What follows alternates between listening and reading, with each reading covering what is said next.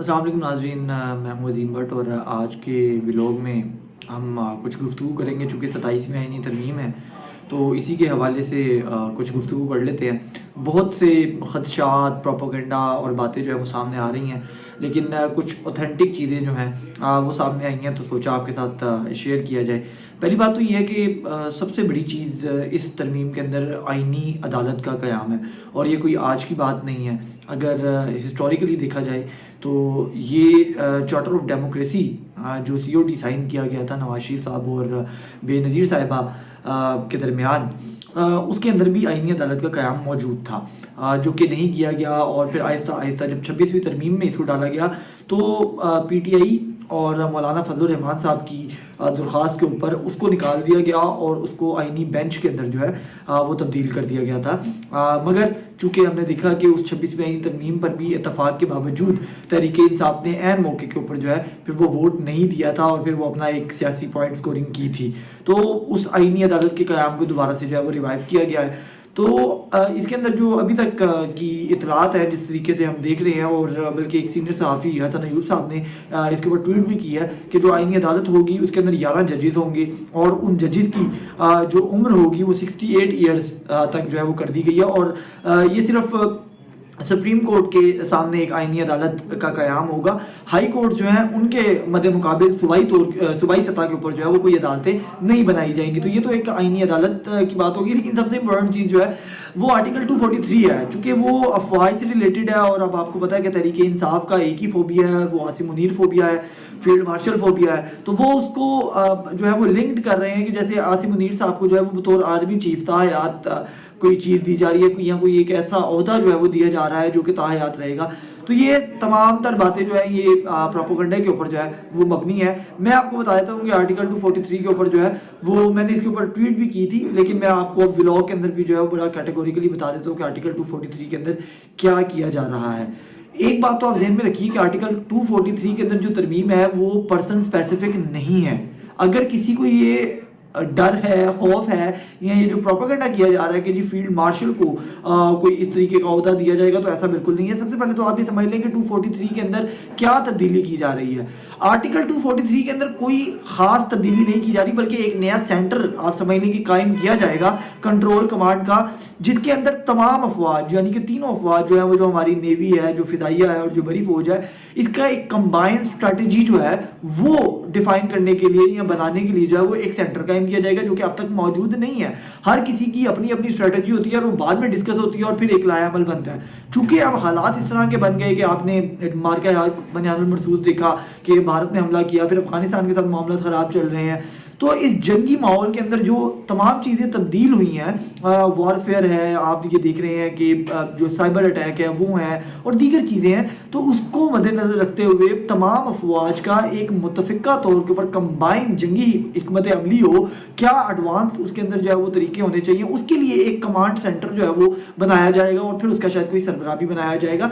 लेकिन ये तमाम अफवाज को कंबाइन करने की बात की जा रही है। इसके अंदर अगर किसी को ये खदशा है कि जी सदर से ये इख्तियार छीन लिया जाएगा, सिविलियन सुपरमेसी जो है वो इसके अंदर जो है वो शायद जो है उसके ऊपर कोई हमला किया जा रहा है, कॉन्स्टिट्यूशन के अंदर जो सदर जो है वो कमांडर इन चीफ है उसको हटाया जाएगा, लगाने के हवाले से जो है वो वजीर आजम की एडवाइस जो है वो मैटर नहीं करती, तो ऐसा कुछ भी नहीं हो रहा। अपर लेवल पर तो कुछ भी नहीं हो रहा। ये अफवाज के अंदर की एक चीज़ जो है वो बनाई जा रही है, एक नई चीज़ बनाई जा रही है। और ये कोई नई चीज़ पाकिस्तान के लिए नई चीज़ है, भारत के अंदर ये ऑलरेडी मौजूद है, बरतानिया के अंदर मौजूद है, अमेरिका के अंदर मौजूद है, इवन तमाम अच्छे और बड़े ममालिक के अंदर ये चीज़ें मौजूद हैं कि अफवाज की कंबाइंड स्ट्रेटजी के लिए एक चीज़ बनाई जा रही है। अब ये एक एतराज़ और है कि जो ज्वाइंट चीफ ऑफ स्टाफ है वो ऑलरेडी मौजूद है, तो भाई ज्वाइंट चीफ ऑफ स्टाफ भी तो ये काम कर सकते हैं। ये बात दुरुस्त है कि ज्वाइंट चीफ ऑफ स्टाफ ये काम कर सकते हैं, मगर ज्वाइंट चीफ ऑफ स्टाफ की जो कॉन्स्टिट्यूशन के अंदर जो फौज की का लाया अमल है उसके अंदर कोई भी ऐसी चीज़ अब तक डिफाइन नहीं है। उसी को ही ये एक तरह से आप कह लीजिए कि मजीद फ्लरिश किया जा रहा है, मजीद उसको जो है वो बड़े लेवल पर एक सेंटर बनाकर जो है वो किया जा रहा है। उसके लिए एक नया ओहदा भी बनाया जा सकता है। और अगर फील्ड मार्शल को ये ओहदा मिल भी जाता है तो इसके अंदर कबाहत क्या है? सवाल तो ये है, दुनिया के अंदर किसी भी मुल्क की बेस्ट जंगी पॉलिसी वो होती है या वो मानी जाती है जिस जंगी पॉलिसी से दुनिया भर के अंदर उसने कुछ अचीव किया हो, اور حال ہی کے اندر ہم نے دیکھا کہ فیلڈ مارشل کی قیادت کے اندر، آرمی چیف کی قیادت کے اندر ہم نے بھارت جو ہمارے سے 5 گنا بڑا ملک ہے، نہ صرف وہ عددی اعتبار سے بلکہ ٹیکنالوجی کے لحاظ سے اور باقی وسائل کے لحاظ سے بھی بڑا ہے، اس کو ہم نے ہرایا. تو یہ ہماری ایک آپ کہہ لیجیے کہ زبردست قسم کی جنگی حکمت عملی تھی، جو کہ پروون ایک سکسیسفل جو ہے وہ جنگی حکمت عملی ہے جو فیلڈ مارشل نے بنا کے آپ کو جتایا ہے. اور یہ باتیں صرف پاکستان میں تو ہو نہیں رہی ہیں کہ آپ کہیں کہ یہ جو صرف وہی مطالعہ پاکستان ہے اور یہ پاکستان میں ہو رہی ہیں، پاکستان کی میڈیا پہ ہو رہی ہیں، پاکستان کی افواج کر رہی ہے، پاکستان کی سویلین گورنمنٹ کر رہی ہے، یہ تو دنیا مان رہی ہے. وہ امریکہ جو خان صاحب کے دور کے اندر ہمارے پہ الزام تراشی کیا کرتا تھا کہ ہمارے پیسے کھا گئے اور ہمیں بٹرے کیا، وہ آج پاکستان کا نام لیے نہیں تھک رہے ہیں. بیک وقت کسی نے سوچا نہیں تھا کہ فارن پالیسی میں یہ ہو سکتا ہے کہ ایران اور سعودیہ، چین اور امریکہ بیک وقت پاکستان کے ساتھ سیٹ ہوں، وہ بھی ہو رہا ہے. تو یہ ایک بہترین جنگی حکمت عملی کے جو نتائج آ رہے ہیں اسی کے ثمرات ہیں. تو اس میں اگر فیلڈ مارشل کو یہ عہدہ دے بھی دیا جاتا ہے تو اس میں کوئی بات تو ہے نہیں. انہوں نے تو ثابت کیا ہے کہ وہ بیسٹ اسٹریٹجی بنا کے آپ کو جتانے والے ایک فیلڈ مارشل ہے، ایک آرمی جنرل ہے. تو ان کو اگر کوئی عہدہ دیا بھی جاتا ہے تو اس میں کوئی غلط چیز نہیں ہے. پہلی بات تو یہ ہوگی کہ آرٹیکل 243 میں یہ تمام چیزیں ہیں. اور دوسری بات یہ ہے کہ سویلین سپرمیسی کی آپ کیا باتیں کرتے ہیں، مطلب کیا سویلین سپرمیسی؟ میں آئیڈیلسٹک اور ریئلسٹک پکچر دو ڈیفرنٹ پکچر ہیں.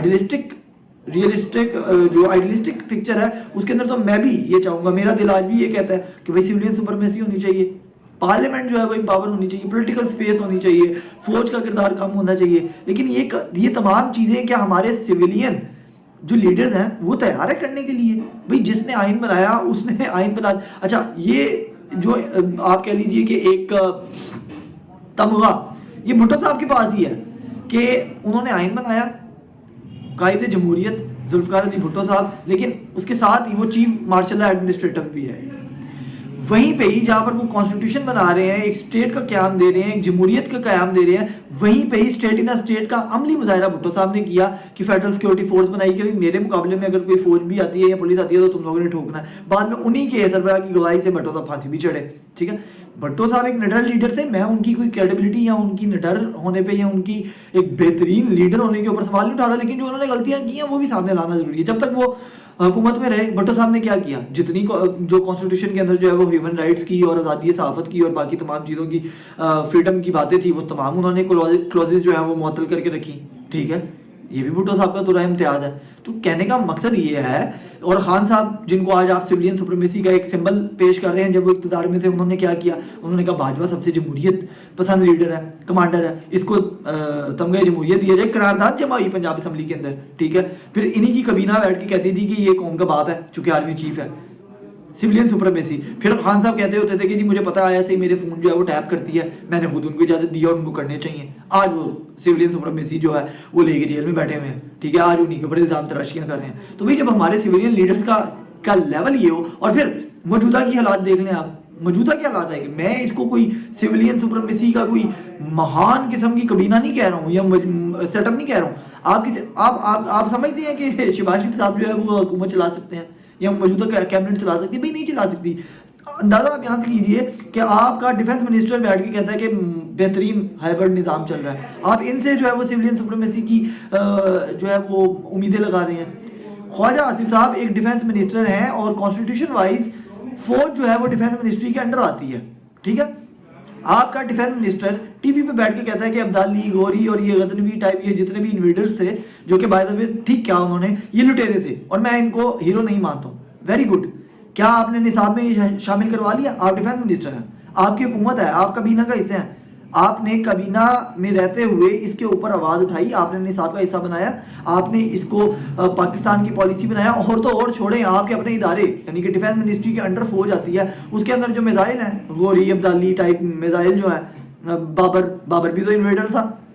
آپ نے لوکل جو آپ کی اس سرزمین کے ہیروز تھے اس کے نام کے اوپر کون سا میزائل ہے؟ یہ تو آپ کی منسٹری ہے نا، آپ اتنے سویلین سپریمیسی کے چیمپئن بندے کروائے نا. آپ اپنی فوج کو کہیں، اپنے آپ کے سیکٹری ڈیفنس کے انڈر آتی ہے، اس کو بولیں کہ بھئی اپنے ہتھیاروں کے نظام جو نام ہے وہ چینج کریں، بھگت سنگھ کے نام پہ رکھیں، رائے احمد کھڑر کے نام پہ رکھیں، رنجیت سنگھ کے نام پہ رکھیں.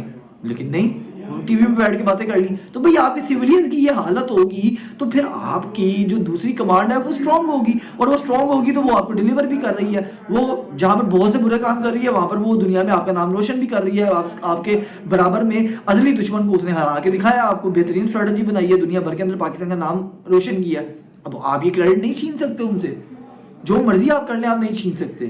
ہر کسی کے اچھے برے پہلو ہوتے ہیں, ٹھیک ہے. تو جو اچھے پہلو ہیں وہ اس وقت غالب ہیں, ٹھیک ہے. یہ تو وہی بات ہوگی کہ اس کے چند اس ادارے کی غلط چیزوں کو لے کے آپ کہیں کہ اس کی ہم نے اچھائی بھی نہیں ماننی ہے. وہی والی بات ہے کہ ایک شخص جو ہے وہ نماز پڑھ کے باہر نکلتا ہے اور کسی جھگڑے کی بنیاد کے اوپر کسی کو گالیاں بک دیتا ہے, تو آپ کہتے ہو کہ اس کی تو نمازیں فارغ ہوگی. بھائی نہیں, نمازیں اس کا فرض تھا, اس نے ادا کیا. گالیاں دے رہا اس کا گناہ اس کو علیحدہ ملے گا. دونوں کو علیحدہ علیحدہ کر کے دیکھنا شروع کیجیے.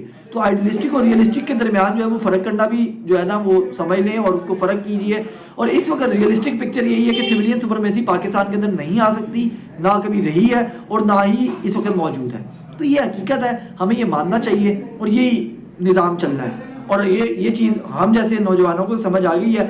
جب آپ کو سمجھ آ جائے تو بڑی اچھی بات ہے, نہیں سمجھ آتی تو آپ لوگ مار کھاتے رہیں گے, کھاتے رہیے. اللہ حافظ.